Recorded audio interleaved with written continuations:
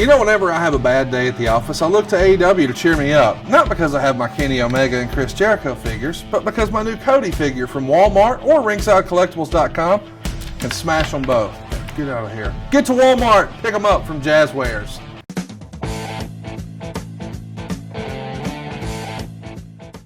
Let's get back to our silly stuff here with Eddie Guerrero and Batista. On the Raw homecoming, Batista and Eddie both participated in the attack by SmackDown on Raw. Footage on WWE.com showed them helping each other up the ramp, sort of hand in hand, arm in arm as partners. October 7th on SmackDown, Eddie comes out in a Batista shirt. And Michael Cole says many are believing Eddie's change of heart, but he personally isn't. And the week before, Eddie hit Batista with a chair when swinging at Eminem, and it looked like a legitimate accident. But in true Eddie form, he hands the chair to Joey Mercury by the time Batista turns around. Batista confronts Eddie and implies he may have done it on purpose, and Eddie looks genuinely hurt by this comment. No more suspicious facials. His expression is more like a man who's really had his heart broken by this comment, and they've got really great close-up shots of Eddie's facials. They're just money. You have to realize at this point, man, Eddie's leveled it up. It's not just a great in-ring performer. He's a sports entertainer now because he's telling quite the story here. Always was a sports entertainer and always understood how to tell that story. And Eddie could tell you a story without having to say a word. Eddie got that, and he was an absolute master at it his entire career. Eddie's out first. He gets a big baby face pop from the Texas crowd, and he revels in it while continuing the story with his great facials. It's a cool little goosebump moment, especially in hindsight, knowing that he's in Texas. This is his last pay-per-view and it's his birthday. I highly recommend watching this show just for this storyline all the way through.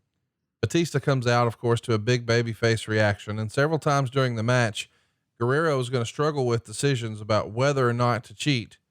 One such choice is to use a steel chair to secure the victory, with Eddie eventually opting not to using it and losing it as a result. The spine buster's here, and that's all she wrote. So Batista, your world heavyweight champion, is going to retain in 18 minutes and 40 seconds, 3.25 stars. I got to tell you though, in losing, Eddie pushed Batista further than he had been pushed as champion. And he also proved his word. He lost, but he still gets his fix for his newfound addiction for honor and respect. And the two shake hands, and No Mercy goes off the air with a little hint in Eddie's eyes that he still might turn on Batista. What'd you think of the match? I love the story, and I enjoyed Eddie's performance here. Well, let me tell you a story about being in the audience for the introductions. We did the face-to-face, and I was sitting in what we call the hard camera section. I like to go out into the audience sometimes and just sit unrecognized and listen to the audience. While I was sitting in an empty seat, and there were people around me, didn't know who I was or anything else, and you got Eddie and Batista face to face, and there were two guys sitting directly behind me who were talking about, okay. And the one guy was a big fan. The other guy, Mets may have been the first time that he had ever been to a live event.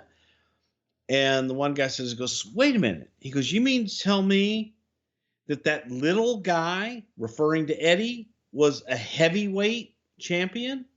And he's going to face that big bastard there that's a heavyweight champion? He goes, how? He goes, well, and the other guy, who obviously was well-schooled in the business, says, yeah, he says, well, in real life, that little guy would kill that big guy in a real fight.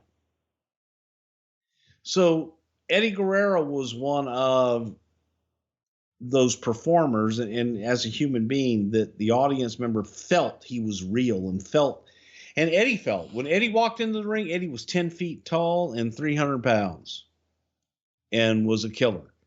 So Eddie exuded that kind of confidence and exuded that walk and that charisma that people believed in Eddie Guerrero to the point that, yeah, this guy was like, man, if this was real, Eddie Guerrero would kill that big bastard.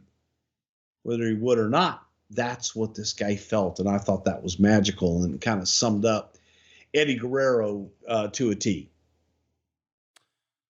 He wrestled his last match on the November 11th SmackDown, defeating Mr. Kennedy by DQ using his signature lie, cheat, and steal tactics, which allowed him to advance to the SmackDown Survivor Series team. And we know, unfortunately, we lost him on November 13th in Minneapolis, Minnesota from acute heart failure. We're going to talk a lot about this coming up next month on November 13th, but I enjoyed taking a look at some of his best work here. I thought he was off the charts as a character here in October of 2005. And, overall, I enjoyed it just because I got to look back at it, I don't know, with a fresh set of eyes, with the context of knowing this is going to be Eddie's last pay-per-view. But this event, No Mercy 05, did receive a lot of criticism in the wrestling media. A lot of people were, not giving it a lot of high praise. What'd you think of this show? You watched it back this week for the first time in 15 years. Thumbs up, thumbs down, thumbs in the middle? I thought it was a good show. I think that going back and watching it, it was good overall. When you're talking about it, I would have to say it was average for the time period and everything, but it was a solid, good show. Was it extraordinary? It was kind of a intermediary, and it was something that, it wasn't this, oh my God, it wasn't a Hell in a Cell thing. It wasn't over the top, but it was solid and it was good.